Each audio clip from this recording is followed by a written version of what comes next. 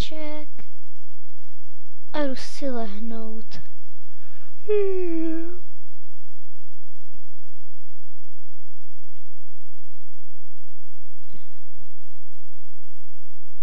Se těším na Vánoce. Převlíknu se a rychle do postýlky. K Vánocům bych si přál grill. Pak bych smažil kuře. A se těším. Už to asi vypnu.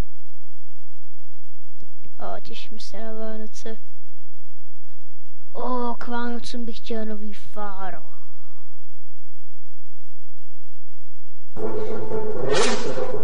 No, to by bylo ono.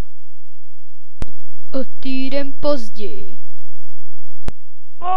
Toto pálí. Už bych měl si jít pro dárky. Jeden, druhý a třetí. Nikdo nevidí. Dárky. Wow, nový grill. Co jsi dostal ty? Cože? Svetr? Ne! Co? Ty se mi budeš smát? Au. No. Au. Jo. Pojď sem, ty horante. Jo. Jo. Jo. Jo.